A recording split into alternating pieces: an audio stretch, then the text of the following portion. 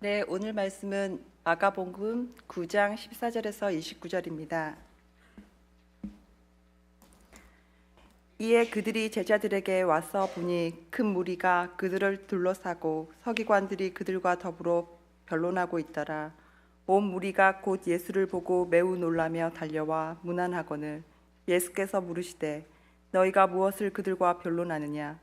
무리 중에 하나가 대답하되 선생님 말 못하게 귀신 들린 내 아들을 선생님께 데려왔나이다. 귀신이 어디서든지 그를 잡으면 거꾸러져 거품을 흘리며 이를 갈며 그리고 파리에는 지라. 내가 선생님의 제자들에게 내쫓아달라 하였으나 그들이 능히 하지 못하더이다.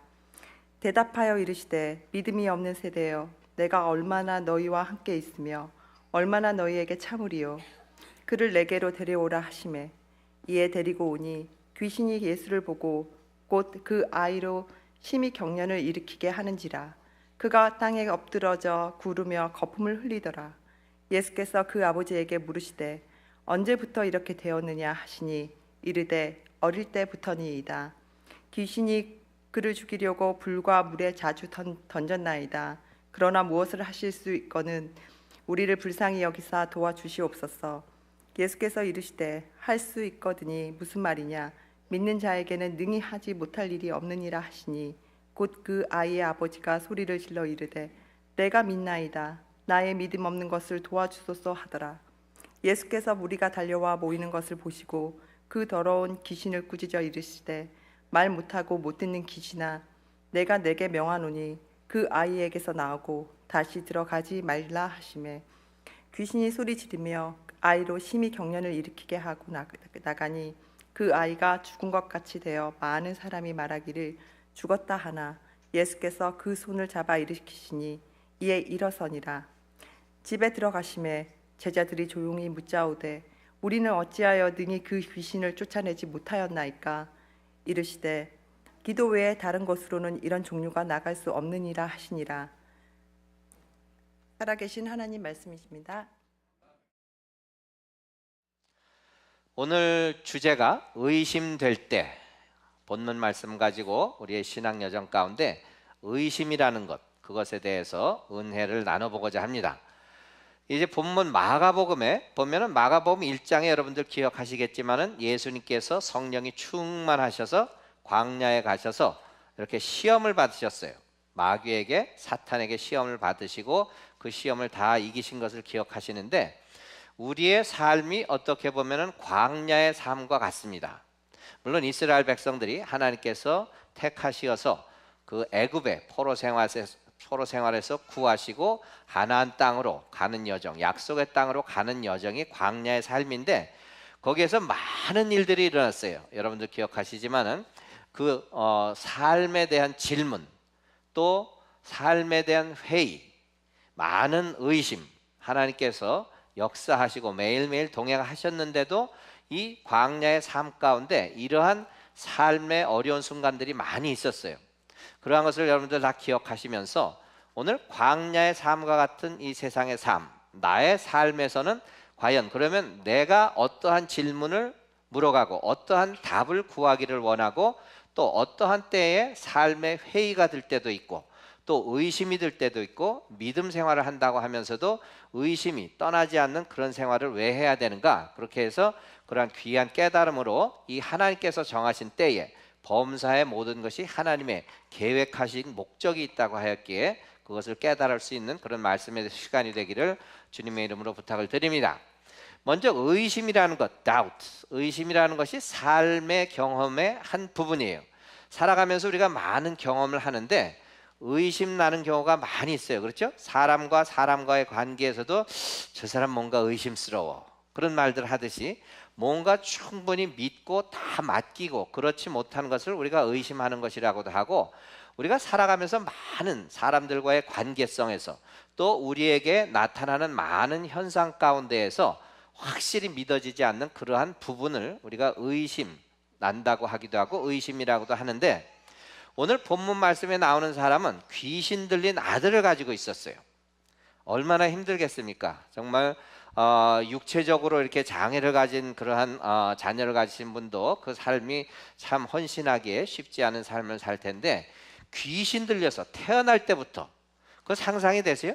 그래가지고 몇 번이나 물에도 던져지고 죽으라고 막 산에도 던져지고 그러한 일들을 당하는 아버지의 심정, 정말 지푸라기라도 잡고 싶은 자기의 자식을 위해서, 귀신 들린 아들을 위해서 그 예수님을 찾아와서 그 아들을 고쳐달라고 얘기를 하는데, 우리 주님께서 여러 가지 그 이적을 행하시고 많은 기적을 행하신 것을 아마 들었겠지요. 그러고 왔는데 이 양반 하는 얘기가, 그렇게 능력이 있으신 분이니까 분명히 우리 아들도 고치실 수 있을 테니까 좀 고쳐주십시오, 이러한 것도 아니고, 그러나 무엇을 하실 수 있거든 한번 해보시지 뭐, 우리를 좀 도와주시려나, 그러한 정도로 얘기를 하는 것 같아요. 그래서 이 양반이 그러한 말을 하는 것이 9장 23절 24절에 보면은, 이러므로 그 부모가 말하기를 그가 장성하였으니 그에게 물어보소서 하더라. 이에 그들이 맹인이었던 사람을 두 번째 불러 이르되 너는 하나님께 영광을 돌리라, 우리는 이 사람이 죄인인 줄 아노라. 이게 성경 구절이 잘못 들어간 것 같은데 이것이 아니고, 이 아버지가 그 귀신 들린 아들을, 마음은 간절하겠죠. 그런데 그 하나님의 아들 메시아라는 분에 대해서 얼마나 확실한 흔들리지 않은 믿음이 있었나, 그것은 이 구절만 가지고는 알질 못할 것 같아요. 무엇을 하실 수 있거든 우리를 좀 도와주십시오, 그거는 누구에게나 요청을 할 수 있는 것인데, 이 본문 말씀에서는 결국 믿음이 없는 것을 의심이라고 표현을 합니다. 믿음이 없다는 것, 그 본인 자체도 나의 믿음 없는 것을 도와주시옵소서, 그런 말을 하죠, 그 아버지가. 그래서 믿음이 없다는 것을 의심이라고 생각할 수도 있고, 우리 삶 가운데 의심될 때가, 그 시시때때로 의심될 때가 많은데, 그러한 예로 성경상에 보면은 어떤 때에 우리 삶 가운데 어떤 때 우리가 의심을 하게 되는가, 하나님의 존재를, 하나님이 능력자이신 것을, 하나님께서 우리와 함께 계신다는 것을 언제 의심하는가, 그럴 때를 성경상에서 보면은 가장 대표적인 것이 무엇이죠? 갑작스런 불행을 당했을 때에, 욥의 경우 하나님께서 의로운 자라고 성경에 나와 있을 정도로 의로운 삶을 산 사람인데 갑작스럽게 불행을 당했어요. 그렇잖아요. 믿음 생활 열심히 하고 하나님 잘 섬기고 이웃 사랑하고 그렇게 의로운 생활을 하는데 느닷없이 자녀들을 걷어가시고 재산을 걷어가시고 이 갑작스러운 불행을 당하니, 이게 하나님이 도대체 어떻게 된 일인가, 나를 사랑하신다면서 어떻게 이런 일이, 그 의심이 생기지 않겠어요? 우리의 삶 가운데도 그렇잖아요. 우리가 살아가면서 열심히 하나님 섬기고 교회 섬기고 헌신하고 봉사하고 할 거 다 하는데도 살아가면서 험한 일 생기고 갑자기 사랑하는 사람이 잃게 되고, 그럴 때에 아니 나를 사랑하신다는, 예수 사랑하시면 성경에 쓰였네, 그 말씀 믿고 오늘까지 왔는데 이게 무슨 일인가, 어떻게 이런 일이. 그리고 또 다음에는 어떤 때 의심이 생기는가, 우리가 기도할 때, 기도하는 걸 다 들어주신다 그랬는데 그것이 지체될 때에 너무 오래 걸려요. 그렇죠? 이미 마리아와 마르다가 사람을 보내서 자기의 사랑하는 나사로가 죽어간다고 예수님께 보냈는데, 예수님은 그 계시던 곳에 이틀을 더 유하셨다 그랬죠? 그리고 다 죽은 다음에 나흘 만에 거길 찾아오셨어. 마음 같아서는 한 달이면 달려오셔야지, 그 예수님이 계셨던 데에서 베다니까지 하루길이면 됐다 그래요. 달려왔으면 반나절이면 됐겠지. 그런데 나흘이 걸렸으니 그 마음 가운데, 아니 우리를 사랑하신다는 그 예수님이 어떻게, 우리 나사로인데 내 나사로가 죽어가는데 안 와? 그런 마음 안 들겠어요? 이야, 이 사람이 그럼 그동안에 사랑했던 게 다 거짓이 아닌가, 하나님의 아들은 무슨 하나님의 아들, 그런 의심이 들었을 거라고. 그러면서 하는 얘기가, 아이고 주께서 여기 계셨더라면 안 죽었을걸, 어떻게 나흘이나 걸려서 와? 사랑하는 사람인데. 그런 마음 안 들겠어요?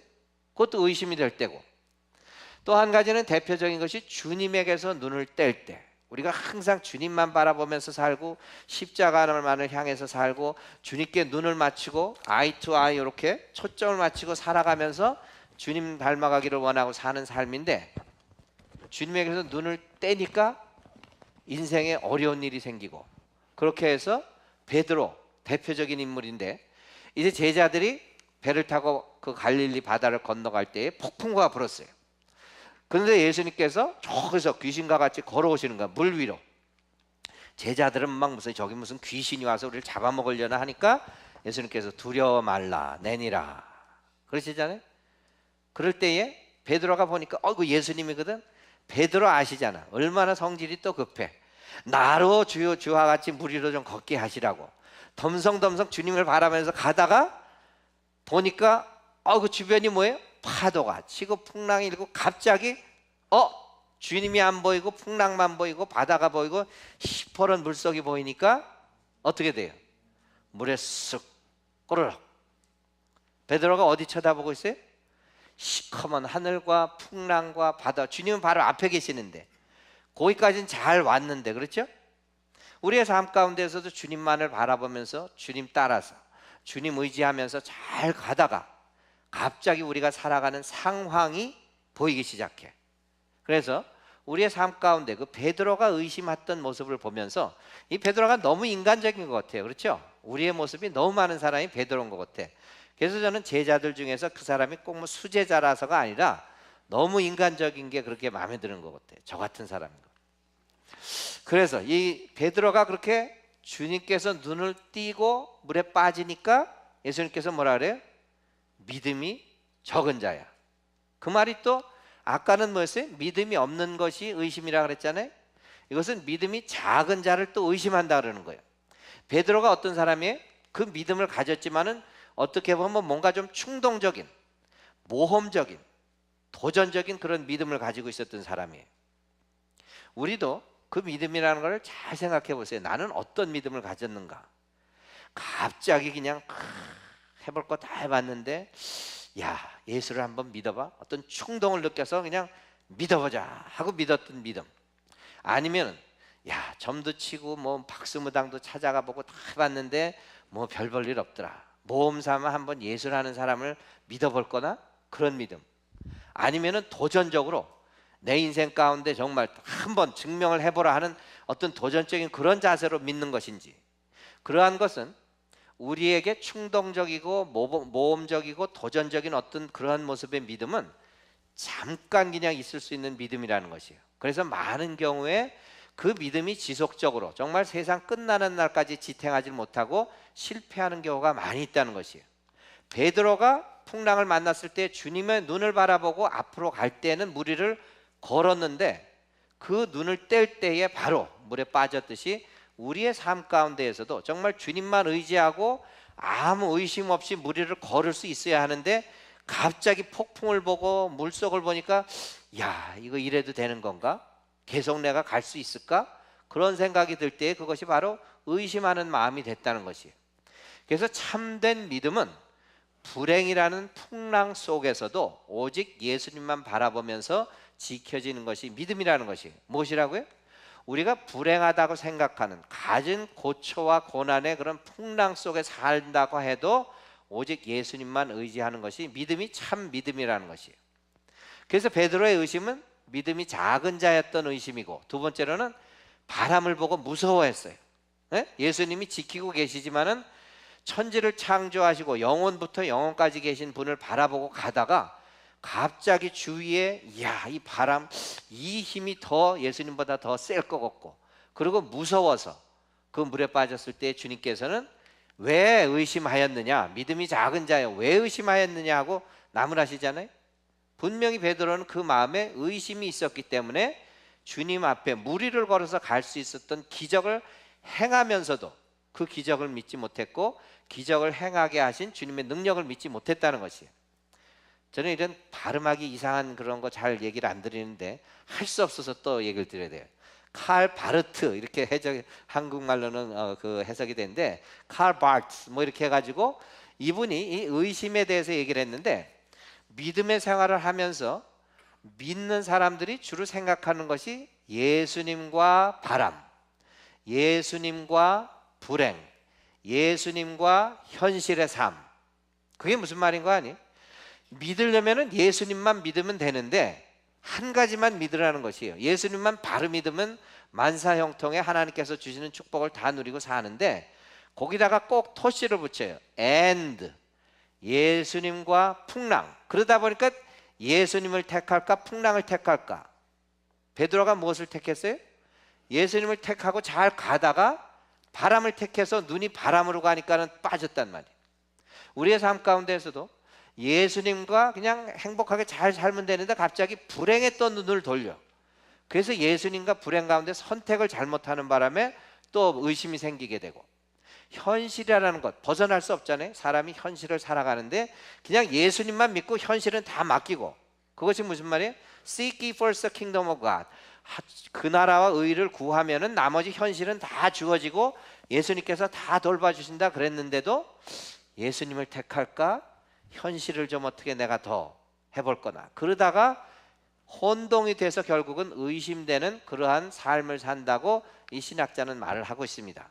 뭔가 일리가 있어요. 그래서 우리가 믿음 생활하면서 한 가지만 택하시라는 것이에요.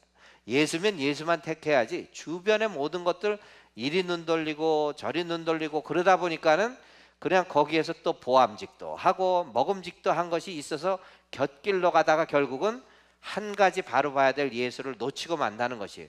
그것이 믿음이 없어지고 믿음이 작아지고 그러한 삶을 살아서 결국은 의심에 휩싸이고 우리의 신앙에 어려운 삶을 산다는 그러한 말씀입니다. 의심, 영어로는 doubt 그러죠?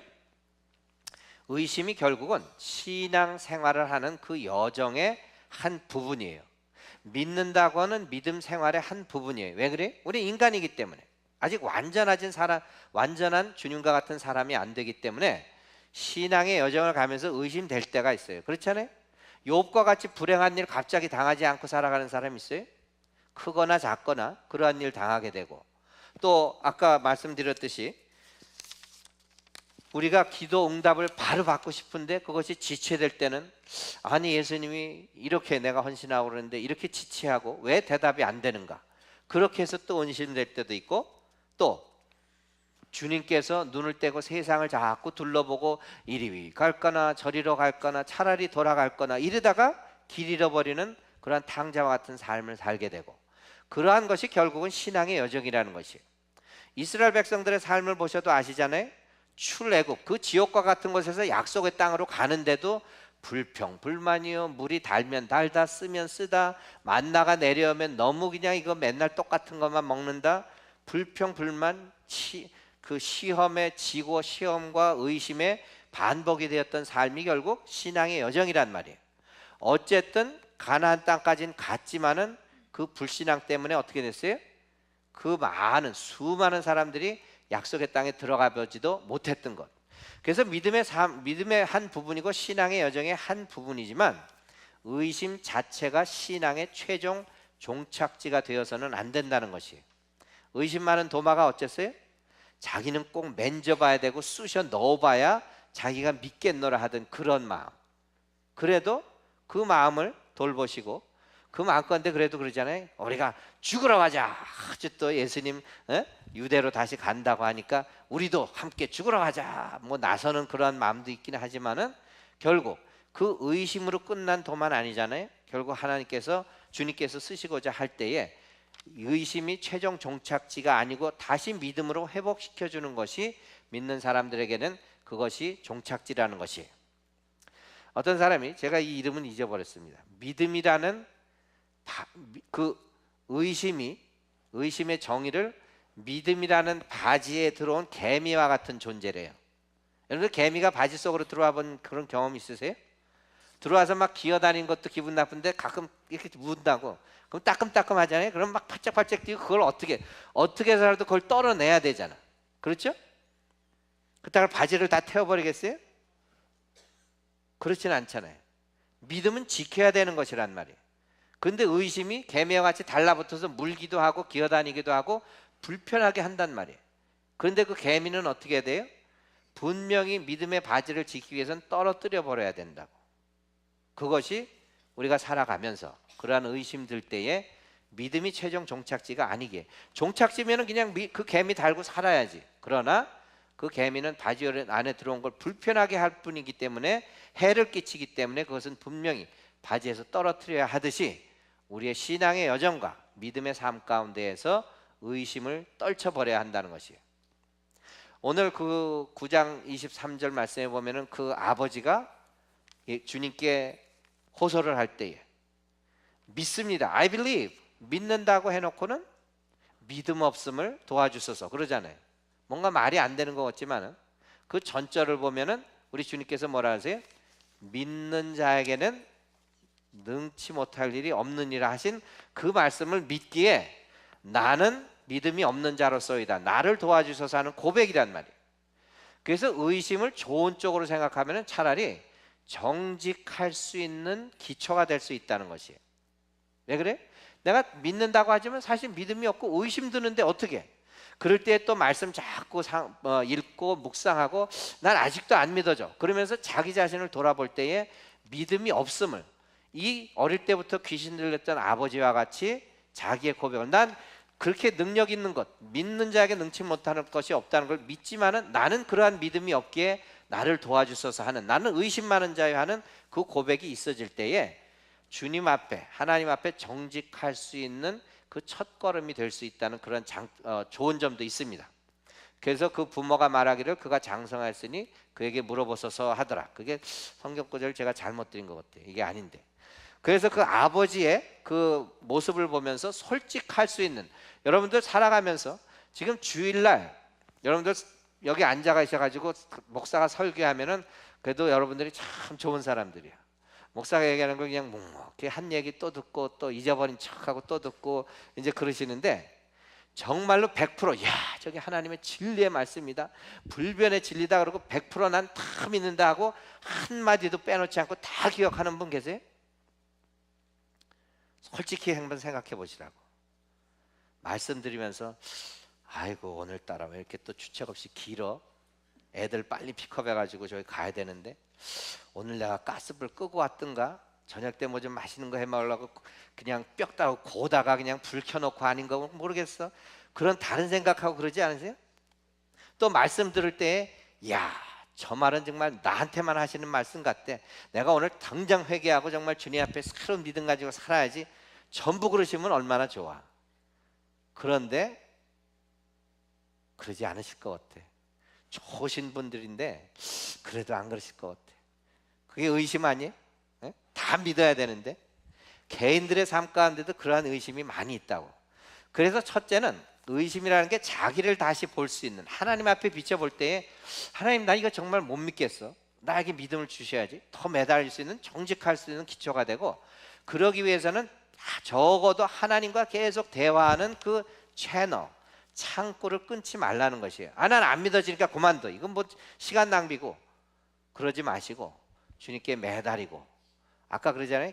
이런 유는 기도 외에는 이룰 수가 없다고 했듯이 기도하면서 내가 의심 없게 주님 나를 기왕 선택하고 부르셨으면은 이런 의심 개미 같은 거 떨쳐버리게 해주셔야지. 그렇게 대화의 창구를 끊지 마시고 진리를 탐구하는 계속해서 말씀 보시고 그것이 또 깨달아지고 깨달아지지 않으면 또 기도하시고 그러면서 search한다는 거 라이프타임 search예요. 우리의 신앙의 여정은 하나님 앞에 갈 때까지 하는 것이고 하나님 앞에 갈 때까지 육신을 가지고 사는 한에는 계속적으로 시험이 있고 어려운 시간이 있고 의심될 때가 있고 그렇습니다. 그러나 그래도 온전한 믿음을 위해서 하나님과 계속 대화하시며 진리를 탐구하는 그러한 자세가 하나님께 선택받은 자들의 자세라는 것이에요. 우리 감리교단의 창시자인 조한 웨슬리 선생님도 그러한 시간들이 있었어요. 이 미국에 와서 선교를 하려다 실패하고 다시 영국으로 돌아가고 그러한 시간들 자기는 정말 목숨 걸고 이 개척지에 와가지고 복음을 전파한다고 하는데 실패했잖아요. 예?